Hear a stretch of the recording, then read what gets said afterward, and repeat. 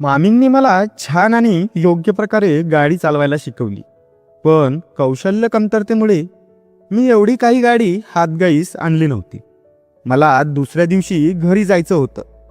पण मामा रात्री शेतात जातील पाणी द्यायला, कारण लोडशेडिंगमुळे रात्रीची लाईट होती असं सांगून मला तिथेच थांबून घेतलं. मला पण जीवनात पहिल्यांदा गाडी चालवायला मिळाली, म्हणून मी पण आणखी 4 दिवस तिथेच थांबलो. मी थांबणार आहे याची माहिती मामीने आईला दिली होती. घरून परवानगी मिळाल्यानंतर मी निवांत 4 दिवस मामाच्या गावाला त्यांच्या घरी घालवले. मामा संध्याकाळ झाली म्हणजे रात्री शेतात पाणी द्यायला जायचे. घरी मी, मामी आणि त्यांची लहान मुलगी रश्मी राहायचो. मामा 7ला शेतात निघून जायचा. मग 9ला जेवण करून 10-1 वाजेपर्यंत रश्मी झोपायची. त्यानंतर गप्पा, हसी मजाक आणि मग मामी मला चांगलं घामाघूम होईपर्यंत गाडी शिकवायची. आता एक असाही पॉईंट बाकी नव्हता जो मला शिकवला नाही. मामी पण आता काळजी घेत होती. गाडीचं सीट साफसफाई करून नीट ठेवायची, म्हणजे मला गाडीवर व्यवस्थित स्वारी करता यावी. ते 4 दिवस माझे खूप आनंदात गेले. नमस्कार मित्रांनो, मी आशिष घेऊन आलोय मामा मामीच्या गावचा नवा म्हणजेच दुसरा भाग. जर तुम्ही पहिला भाग बघितला नसेल तर लगेच जाऊन पहा. त्या व्हिडिओला एवढं प्रेम दिल्याबद्दल मनपूर्वक आभार. ते 4 दिवस मामा फक्त नावापुरताच उरला होता. बाकीचे अधिकार माझ्याकडेच होते. रोज सकाळी मामा शेतातून आला म्हणजे मामीच्या हातातून अपमानाचं बोलणं ऐकायचा आणि गप्प राहायचा. कधी कधी तर एकदम पहाटेच यायचा शेतातून. दार वाजवले की मामी दार उघडायची. तेव्हा मामीचे केस विस्कटलेले आणि थकवा व झोप न झाल्यामुळे डोळे थोडे लालसर असायचे.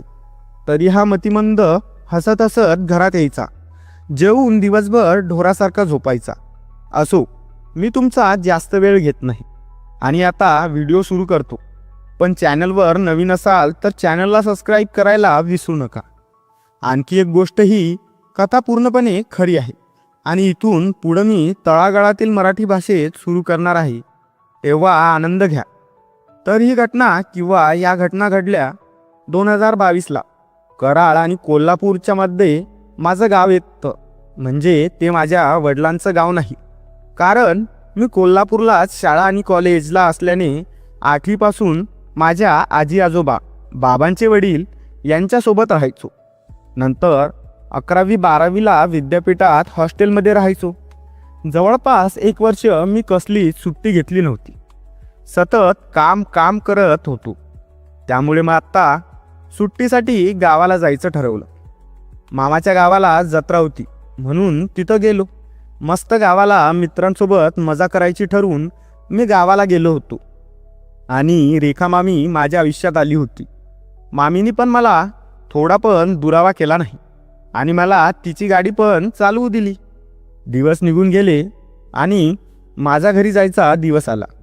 मी खूप नाराज बसलो होतो आणि बॅग पॅक करत होतो. मामा नुकतेच शेतातून घरी आला होता आणि शेतात फवारणीसाठी लागणारी औषधं आणायला बाहेर गेला होता. मामी पण मला बॅग भरून देण्यासाठी आली होती. माझे सगळे कपडे धुवून इस्त्री करून व्यवस्थित घडी करून ठेवत होती. ती माझ्याकडे अजिबात बघत पण नव्हती. मान खाली घालून आपलं काम करत होती. मी पण आज जाणार म्हणून नाराज होतोच, पण माझा नाईलाज होता. म्हटलं, नाराजी दूर करण्यासाठी बोलचालमधून विनोद निर्माण करू. म्हणून मग मी तिला म्हणालो, रेखा काय झालं? अजून कोणाची आठवण येत आहे? आता का रडतेस? तिनं मान वर केली. तिच्या डोळ्यात अश्रू आले होते. ती उठली आणि मला कडकडून मिठी मारली. मी तिला माझ्या मिठीत घेत समजावलं, अगं रडायचं काय कारण आहे? मी कुठं दूर जाणार आहे आणि जेव्हा पण तुला माझी आठवण आली मला फोन कर ना, बोलू आपण. आणि निघता निघताही मी दणका दिलाच, कारण ती रडताना एवढी गोड दिसत होती काय सांगू. तिनंही मला वचन दिलं की ती गाडी मी परत येईपर्यंत जशी आहे तशीच ठेवी आणि कोणालाच हात लावू देणार नाही आणि मामालाही नाही. मी माझ्या घरी परतलो. घरी येऊन पण मला विचित्र वाटत होतं. एकदम मन भारी भारी झालं होतं. मला प्रत्येक वेळी रेखा मामीचे विचार मनात येत होते. आई आणि बाबा संध्याकाळी झोपले की मी मामीला फोन करायचो आणि तेव्हा आम्ही मनसोक्त गप्पा करायचो. दिवसभर काय घडलं, दिवस कसा गेला, सगळं माझ्याशी शेअर करायची. मी पण तिच्या हो मध्ये हो म्हणायचो. एक हप्ता घरी आल्यावर कसा निघून गेला काय माहीत. मागील भागात तुम्हाला सांगितलं होतं ना की कथेत एक नवीन पात्र येणार आहे. ते दुसरं तिसरं कोणी नसून मामीची काकू आहे. गोष्ट काही दिवसापूर्वीची आहे. नेहमीसारखाच मी माझ्या घरी गेलो होतो. आई फोनवर कोणाशी तरी बोलत होती आणि बाबा पेपर वाचत बसले होते. मला मामाच्या गावाला जायला काहीही कारण नव्हतं आणि आता काय करावं काही सुचत नव्हतं. पण नाही जायचं तर आहेच, कारण मामीनी मला रात्रीच सांगितलं होतं की परत लोडशेडिंगमुळे रात्रीची लाईट असणार, त्यामुळे मामाला शेतात जावावं लागणार. त्यानंतर मग शेतात पिकाला हे आखरी पाणी होतं.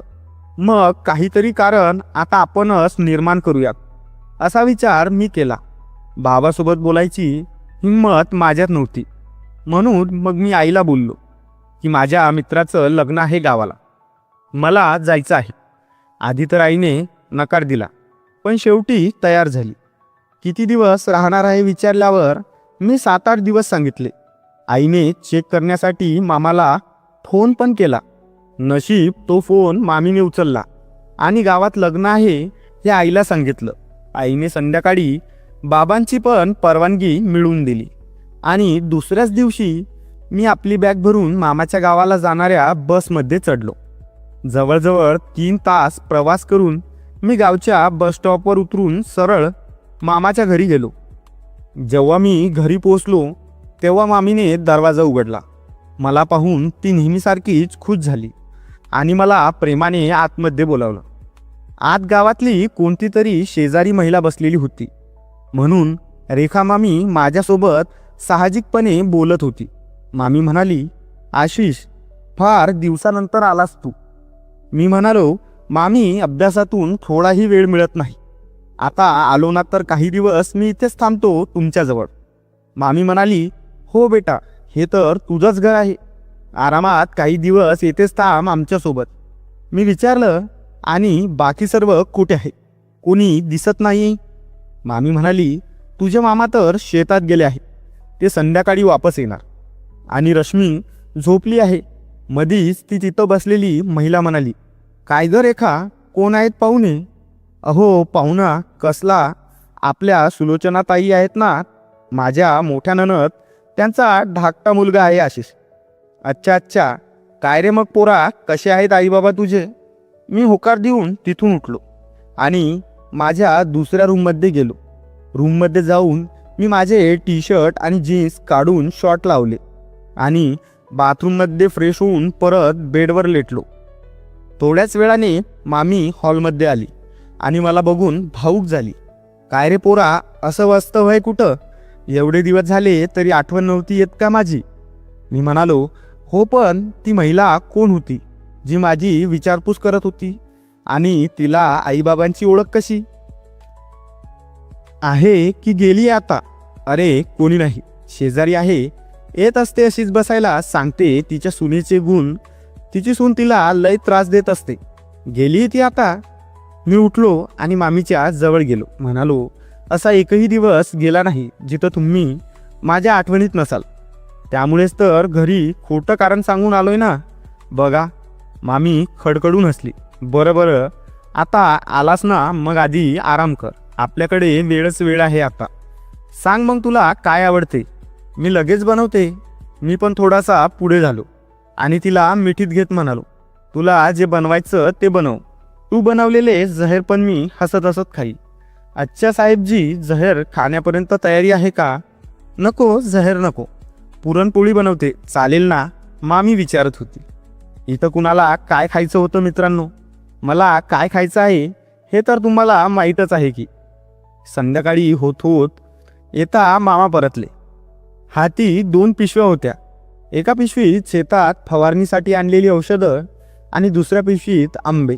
हो, उन्हाळा म्हटलं की गावाकडे फेमस असतो पुरणपोळी आणि आंब्याचा रस. मामी किचनमध्ये स्वयंपाक करत होती.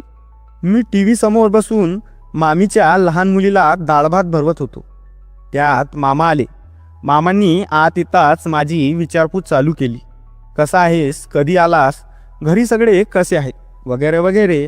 आणि किचनमध्ये जाऊन मामीकडे ती आंब्याची पिशवी दिली. रस बनवायचा हुकूम देऊन बाहेर माझ्याजवळ येऊन खुर्चीवर बसले. थोड्याच वेळात रेखा मामीने उत्कृष्ट स्वयंपाक तयार केला. पुरणपोळी, आंब्याचा रस आणि सोबतच तोंडी लावायला वांग्याची भाजी. ताट वाढवून आम्ही सोबतच जेवायला बसलो. जेवता जेवता मामी नुसती माझ्याकडे टक लावून बघत होती आणि मामाला तेच आपले टोमणे मारत टोचत टोचत बोलत होती. तसा मामाला बोलण्यासाठी मामीकडे काही विषय नव्हता, म्हणून फक्त मामाला बोलण्यासाठी भलताच विषय काढत मामी मामाला रागात बोलत होती. तुम्ही आंबे फारच आंबट आणलेत, काही तर अजून कच्चे आहेत, एक तरी वस्तू नीट घेता येते का तुम्हाला, वगैरे वगैरे बोलत होती. मामा मात्र बिचारा आपला शांत खाली बघून जेवत होता. मामी आधी शिक्षिका होती. एवढी पटापटा बोलत होती की मामाला काही बोलायला संधी पण देत नव्हती. आम्ही सर्वांनी सोबतच जेवण केलं. मामी भांडी गोळा करून किचनमध्ये धुवायला घेऊन गेली. मी तिथेच खुर्चीवर बसून टी व्ही बघत होतो. मामा लगेच पलंगावर आरामात आणि निवांत पडला. एवढं सगळं बोलणं खाऊन तू मामीची तारीफ करत होता. खरंच किती छान जेवण झाले. रस खरंच खूप छान बनवला होता. पोटात आता काहीच जागा शिल्लक राहिली नाही. मी पण स्वयंपाक छान झाला म्हणून मामाला होकार देत होतो. तेवढ्यात किचनमधून आवाज आला, बस झाला आता. झालं का जेवण? आता इथे झोपायचं आहे का? काय शेतात जायचं नाही का? तेवढ्यात मामा म्हणाला, आज जायचं नाहीये. का? का नाही जायचं बरं? म्हणत म्हणत मामी किचन बाहेर आली. मामाने सांगितलं की आज लाईट नाही येणार, 3 फेजवाली, कारण कुठंतरी रस्त्यावर झाडाची डांग पडल्यामुळे तारा तुटून पडल्यात. दुरुस्तीचं काम चालू आहे, त्यामुळे फक्त सिंगल फेजची लाईट आपल्या गावामध्ये आहे. हे ऐकून मला आणि मामीला धक्काच बसला, पण काय बोलणार, नाईलाज होता, म्हणून काही बोलता आलं नाही. मामी पण गुपचूप तिच्या कामात लागली होती. मी पण तोंड पाडून घराबाहेर येऊन मोबाईल बघत बसलो होतो. मामी धुतलेल्या भांड्यांचं पाणी फेकायला बाहेर आली. मला बघून म्हणाली, अरे बाळा, निराश होऊ नको. आज नाही तर उद्या आपल्याला भरपूर वेळ मिळणार आहे, मग सगळं तुझ्या मनासारखं होणार. चल आता, रात्र खूप झाली आहे, झोप. मी पण गुपचूप थोडा वेळ मोबाईल बघून आज जाऊन झोपून गेलो. रात्री उशिरापर्यंत झोप न आल्यामुळे मला झोपायला रात्रीचा 1 वाजला. मामाच्या शेजारी एक कार्यक्रम होता. मामी आणि मामा तिथेच गेले होते. मी आदल्या रात्री उशिरा झोपलो होतो, त्यामुळं सकाळी 12 वाजता उठलो. असेन उठून अंघोळ करून छान सुंदर कपडे घातले आणि कपाटाच्या आरशासमोर उभा राहून केस नीट करत होतो. कपाट एकदम घराच्या दरवाजासमोरच होतं आणि दरवाजा पण उघडाच होता. मी माझ्या नांदात होतो, इतक्यात दरवाजातून एक शेजारची महिला आत आली. माझ्या मामीची काकी. मामीची काकी म्हणजे तसं मामीला त्या काहीच लागत नव्हती, पण मामाच्या शेजारीच राहायच्या म्हणून मामी तिला काकी म्हणायची. तिच्या नवऱ्याला जाऊन 2-3 वर्ष झाले होते. तिला 2 मुलं होती, पण ती दोघांची लग्न होऊन ती आता शहरात सेटल झाली होती. गावाकडे थोडीशी जमीन होती, त्यावर ती गावात राहून शेती करत होती. त्यातील एक मोठा मुलगा राहुल, त्याच्या मुलाचा काहीतरी प्रोग्राम असेल म्हणून त्यांनी हा कार्यक्रम ठेवला होता. ज्योती काकी सरळ आत आली आणि मी तिच्याकडे बघतच राहिलो. वर्ण एकदम काळा सावळा होता, बांधा सळपातळ, चेहरा साधारणच होता. साडी नेसली होती जी ती नेहमीच नेसायची. भांगेत कुंकू होते, कपाळावर टिकली, नाकात नथ घातली होती. तिने लावलेल्या पावडरचा सुगंध संपूर्ण खोलीत पसरला होता. जेमतेम 3 मिनिट ती माझ्याशी बोलत होती. त्या 3 मिनिटात एकदम सळपातळ बांध्याची सावळी दिसायला पण साधारण बाई मला खूपच आवडून गेली होती. मी एकटक तिच्याकडे बघत होतो. ते तिला त्यावेळी जाणवले का नाही ते मला माहीत नाही, पण मला मात्र त्या खूपच आवडली होती. तिचं वय सुमारे 46 वर्ष आहे, पण ती 32-34 वर्षाच्या मुलीसारखी दिसते. यापूर्वी सुद्धा मी तिला कित्येक वेळा बघितले होते. कित्येक वेळा मी तिच्याशी बोललो होतो, तिच्या घरी बसलो होतो, पण कधीच मला असं जाणवलं नाही. पण आज का कुणास ठाऊक त्या गावाकडच्या काळ्या मैनेने मला वेड लावले होते. ते फक्त शारीरिक आकर्षणच होतं की मनाचं. माझ्यापेक्षा 25-26 वर्षांनी मोठी असेल. ती मला जेवायला बोलवायला आली होती. त्याच्यात इथं तो कार्यक्रम होता जिथे आधीच मामा मामी गेले होते. थोडा वेळ ती माझ्याशी बोलत थांबली होती. त्यावेळात तिने मला खूप काही प्रश्न विचारले की कधी आलास, आल्यापासून दिसला पण नाहीस, घरी का आला नाहीस वगैरे. मी फक्त थोडक्यात उत्तर देत होतो. मी शांत उभा राहून तिलाच बघत होतो. ते बहुतेक तिला जाणवले असावे. ती थोडी नजर दुसरीकडे करून बोलत होती. मी लगेचच तिला जेवायला येतो म्हणून सांगितलं. ती तिथून गेल्यावर पटकन केस विचारले आणि बूट घालून जेवायला गेलो. बहुतेक सर्वजण जेवले होते. आम्ही थोडेजण जेवायचे राहिलो होतो. मी तिथे गेल्यावर लगेचच तिनेच मला जेवायला वाढले. खूप जेवायला घातले मला. संपूर्ण जेवण संपेपर्यंत मी तिच्याकडेच बघत होतो. तिलाही बहुधा हे समजले असावे आणि मामीनी सुद्धा बघितले असावे, कारण ती पण तिथेच होती. म्हणून पूर्ण सावधानीने मामीची नजर चुकवत मी काकीकडे पाहत होतो. जेवण उरकून घरी आलो आणि सरळ बाथरूममध्ये जाऊन तिच्या नावाची पूजा केली. थोड्या वेळाने मामा मामी पण कार्यक्रमातून सरळ घरी आले आणि आज पण लोडशेडिंगची 3 फेजवाली लाईट आली नव्हती. त्यामुळे मामा घरीच राहणार होते. पण आजची परिस्थिती वेगळी होती. आता रेखा मामीपेक्षा ज्योती काकीकडे माझं लक्ष जास्त होतं आणि मामा घरी असल्याने इथेही मांजरेसारखंच दबून राहत होतो. ती रात्र पण अशीच गेली. पण सकाळी जेव्हा मी उठलो तेव्हा घरात तारांबळ उडाली होती. मामा घाईघाईने बाहेरून घरात येत होता. मामी वेगाने बॅगमध्ये कपडे कुंबत होती आणि समोर बघितलं तर रश्मी पण तयार होती. कुठेतरी जायची तयारी चालू आहे हे माझ्या लक्षात आलं होतं. मामा घरात येताच म्हणाला, रेखा अजून आवरलं नाही का? चल, मी गाडी सांगितली आहे, ती गाडी आता येणार आहे 5 मिनिटातच, आवर लवकर. मी मामाला थांबवलं आणि विचारपूस केली. तेव्हा समजलं मामा मामीला गावी अचानक मामीच्या आईला बघायला जायचं होतं. रात्री 1च्या सुमारास त्यांना हृदयाचा झटका आला होता. त्यामुळे तेव्हाच त्यांना तिथल्या जवळपासच्या हॉस्पिटलमध्ये भरती करण्यात आलं. दोघं घाईघाईत सामान भरू लागले. मामी म्हणाली, आशिष आम्ही 2 दिवसात येतो. तुला घरात एकटं ठेवणं योग्य नाही. शेजारच्या ज्योती काकींना सांगितलंय मी, त्यांच्याकडे राहा. त्या एकट्याच राहत होत्या हे मला माहीत होतंच आणि देवांनी ही अशी संधी माझ्या हातात सोपून माझा उद्धार केला होता. 2 क्षण तर मला वाटलं की मी एवढा नशीबवान आहे का.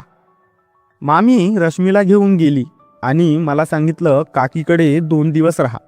काही त्रास झाला तर फोन कर. ज्योती काकींच्या घरात गेल्यावर त्यांनी अगदी प्रेमानं स्वागत केलं. चहा केला, मला बिस्किटं दिली. त्या दिवशी खूप गप्पा झाल्या. त्यांनी विचारलं, काय रे, कॉलेज कसं चाललंय? मुली आहेत की नाही तुझ्या मागं? मी नाही म्हणत लाजून हसलो. त्या पण हसू लागल्या. त्या रात्री त्यांनी मला त्यांच्या हॉलमधल्या सोफ्यावर झोपायला अंथरूण घातलं. पण झोप काही केल्या येत नव्हती. काहीतरी प्लॅन बनवणं गरजेचं होतं, पण हे एवढं सहज नव्हतं. दुसऱ्या दिवशी सकाळी त्यांनी मला नाश्ता करायला विचारलं. थोडा हातभार लावशील का? वरच्या कपाटातलं सामान खाली काढायचंय. मी हो म्हणालो. त्या जिन्यावर चढल्या. मी त्यांच्या मागं त्यांच्या हलणाऱ्या कंबरेच्या हालचाली माझ्या लक्षात येत होत्या. त्या एका क्षणी मागे वळल्या आणि माझी नजर पकडली. बघतोस काय, वयात आलाच बघ, असं म्हणत त्यांनी मिश्किलपणे हसून माझा गाल पकडला. त्या स्पर्शाने माझ्या अंगाला थरकाप बसला. मी काहीच बोललो नाही. संध्याकाळी त्यांनी एक छानशी साडी नेसली, ओठांवर थोडीशी लिपस्टिक, आणि त्या माझ्यासोबत जेवायला बसल्या. जेवताना त्यांच्या हाताचा गरमपणा नजरेतली माया आणि चेहऱ्यावरचं हास्य, सगळं काही वेगळंच वाटत होतं. रात्र झाली. त्यांनी विचारलं, थंडी वाटतंय का? आलं दूध करते प्यायचं का? मी मान हलवली. दुधाचा कप घेताना माझं लक्ष पाहिजे तिथं होतं आणि मग त्यांच्या नजरेत काहीतरी वेगळंच होतं. त्या म्हणाल्या, झोपायला चल, पण आज हॉलमध्ये झोपू नकोस. रात्रीला थंडी वाजणार, त्यापेक्षा माझ्या खोलीत दुसरी गादी टाकते. आणि तिथून त्या 2 दिवसाची खरी गोष्ट सुरू झाली. सकाळी मी लवकर उठलो. काकीलाही लवकर जाग आली असेल. मी बाहेर बसून दात घासत होतो. तेवढ्यात जुगती काकी आली आणि म्हणाली, बेटा, मी अंघोळ करायला जात आहे, तू आराम कर, घरी कोणी आलं तर पाहशील. म्हणत काकी अंघोळ करायला गेली आणि मी तिथेच तोंड धुवून लेटून राहिलो. थोड्याच वेळात मला मोबाईलवरती आपले ते व्हिडिओ पाहण्याची इच्छा व्हायला लागली. मी विचार केला की घरी तर कोणीच नाही आहे आणि काकी तर अंघोळ करत आहे. मी आरामात व्हिडिओ पाहू शकतो. आणि मी माझा मोबाईल पाहायला लागलो. पाहता पाहता माझा छोटा राजा मानवर करून मला पाहत होता. तेवढ्यात बाथरूममधून आवाज आला. काकीने मला बोलावलं. त्यांनी दरवाजा लॉक केला नव्हता. तो थोडासा खोलून म्हणाली, मी टॉवेल तर आणला आहे, पण हा बादलीत पडलाय. दुसरा टॉवेल ते तिथं टेबलावर ठेवला आहे, जरा आणून दे बरं मला. मी टेबलावरून टॉवेल उचलला आणि बाथरूमच्या दरवाजाजवळ येऊन त्यांच्या हातात दिला. पण तेवढ्यात चुकीने त्यांच्या हाताने दरवाजा थोडा जास्तच खुलला. त्यांनी माझ्या हातातला टॉवेल घेतला आणि पटकन दरवाजा लावला. पण त्या काही सेकंदात मला हे सगळंच एकदम पाण्यासारखं साफ साफ नजरेत आलं होतं. ती एकदम सावळी होती आणि तिचं सौंदर्य आग लावणारं होतं. काही वेळानंतर काकी टॉवेल गुंडाळून बाहेर आली. मी त्यांच्यासमोरच बेडवर बसलो होतो. ती थोडीशी लाजली आणि हसून दुसरीकडे पाहायला लागली. मी थोडा घाबरले होतो. काकी म्हणाली, तू थोडा रूम बाहेर जा, मी कपडे बदलते, मग ये परत. पण मी उठत नव्हतो. उठणार तरी कसा? माझा काकीला स्पष्ट दिसला असता. काकी जोराने म्हणाली, अरे जा ना लवकर, मला तयार होऊ दे. त्यांच्या अशा बोलण्यामुळे मला उभं राहावं लागलं. जसा मी उभा झालो तसा तिचं लक्ष माझ्यावर गेलं. ती त्याला पाहतच राहिली आणि म्हणाली, तू काय करत होतास रूममध्ये, खरं सांग. मी थोडा घाबरून उत्तरलो, काहीच नाही काकी, मी तर लेटून होतो फक्त. ती म्हणाली, बघ तू काय विचार करत आहेस, माझ्यापासून लपवू नकोस, खरं सांग आत्ताच.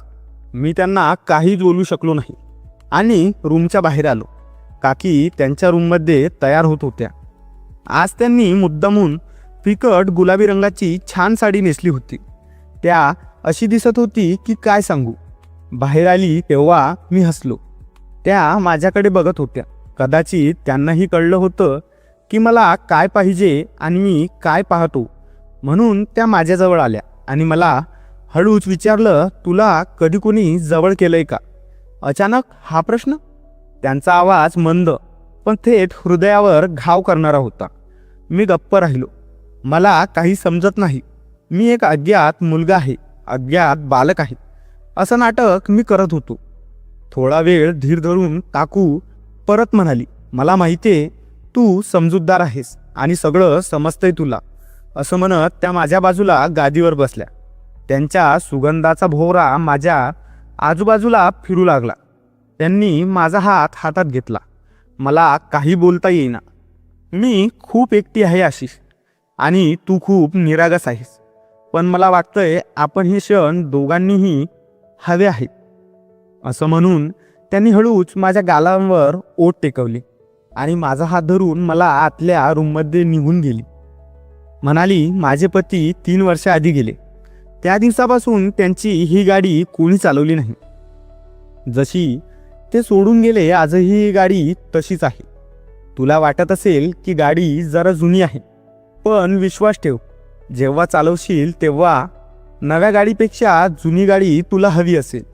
मी पण आता आधीपासूनच गाडी चालवायची या मूडमध्ये होतो, म्हणून मी विचार न करता गाडीवरची सगळी कवर खेचून काढली आणि वर चढलो. एक जोरदार किक मारून गाडी स्टार्ट केली आणि गाडी चालवायला सुरुवात केली. गाडी चालवता चालवता मीही घामाघूम झालो होतो आणि काकीही. त्या दिवशी संध्याकाळपर्यंत मी गाडी सोडली नाही, चालवतच राहिलो. जेव्हाही चान्स मिळाला तेव्हा मी गाडीवर चढायचो आणि फर रेस देत चालवायचो. ज्योती काकू आता फार खुश दिसत होती. मी जरा गाडी थांबवली कारण पेट्रोल संपत आलं होतं. काकींनी मला पर्सनली विचारलं की काय रे, कशी वाटली तुला ही जुनी गाडी, चालून मजा आली का नाही. त्या क्षणी सगळं विसरून मी त्यांच्या मिठीत शिरलो. त्या रात्री खूप काही घडलं. हलकेच अलगदपणे त्यांचं प्रेम आणि माझी ओढ एका वेगळ्याच दुनियेत घेऊन गेली. दुसऱ्या दिवशी सकाळी लवकरच मला जाग आली, पण झोप काही सुटली नव्हती. मी डोळे उघडले तर पाहतो काय, काकी अजून माझ्या बाजूला शांतपणे झोपल्या होत्या. त्यांच्या केसाचा सुगंध माझं मन त्या रात्रीतच अडकून बसलं होतं. काकी हळूच उठल्या. चल फ्रेश हो, आपण चहा घेऊ. मी उठलो, पण माझी नजर वारंवार त्यांच्याकडे जात होती. त्यांनी हलकीशी गुलाबी साडी नेसली होती. स्वयंपाकघरात चहा करताना त्यांनी मागे वळून एक स्माईल टाकली. काल रात्री जे झालं त्याचं ओझं करून घेऊ नकोस. कधी कधी काही गोष्टी घडाव्या लागतात मनाच्या आतून. मी काही बोललो नाही.